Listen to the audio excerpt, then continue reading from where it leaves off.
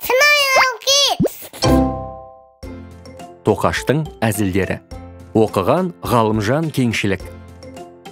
Ертеде Тоқаш деген күшік болыпты. Тоқаш жақсы балақай еді. Бірақ кей кезде тентек болуды ұнататын. Бір күні ол ауланы аралап жүріп, шалшықта ойнап отырған кішкентай торай Томпиді көреді. «Томпи, мына жақта екенсің ғой», деді Тоқаш айлакер үнмен уысына құмалып. «Сәлем, Томпи», деп қарсы алды Тоқаш. «Сәлем, Тоқаш», деп торай күңкілдеді де бұрылып теріс қарады. «Неге теріс қарайсың? Кел, ойнайық, біз доспыз ғой», деді Тоқаш. «Кеше сен маған құм лақтырып, көзімді ауырттың. Мен ондайлармен дос болмаймын», деді торай бұрылмастан. Жарайд, мен де сен сияқты қалжың түсінбейтін балалармен дос емеспін», деп Тоқаш жауап беріп, уысындағы құмды ұстап, ауланың бойымен кетті.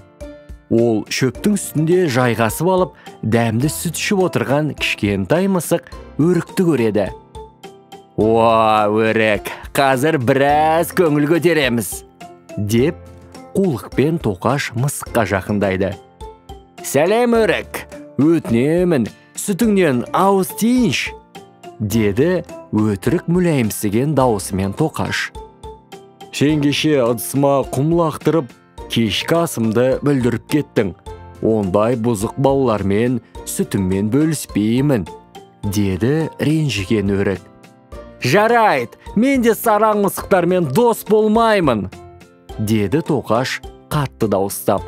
Уысындағы құмды қысып алып, серуенін одан әрі жалғастырды. Бір кезде аулада дән шоқып жүрген кішкентай әтеш Петяны көреді. «Петя, аспанға қараш, қандай үлкен бұлт», деп айғайлайды Тоқаш. «Кеше мен осы сөзіңе сеніп аспанға қарағанда, сен менің дәндеріме құм шаштың.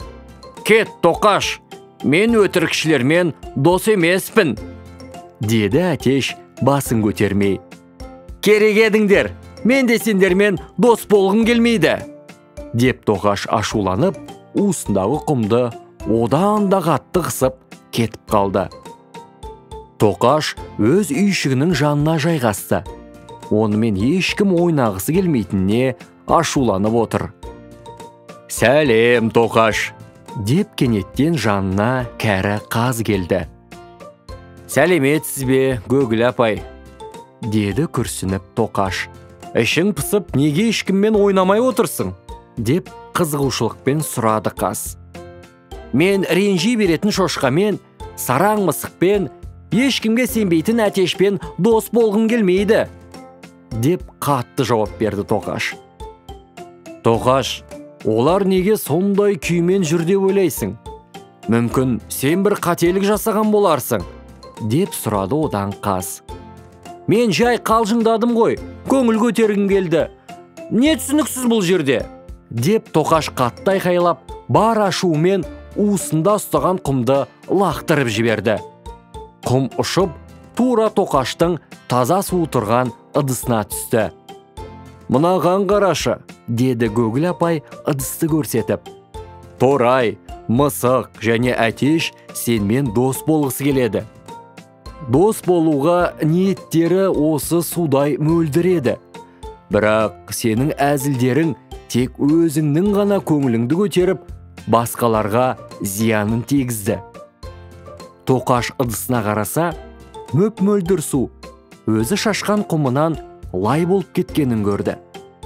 «Уақыт өткен соң реніш кетеді. Саған сенуге болатын жақсы дос екеніңді дәлелдейтін мүмкіндігің болады», деп қосты Гөгіл апай.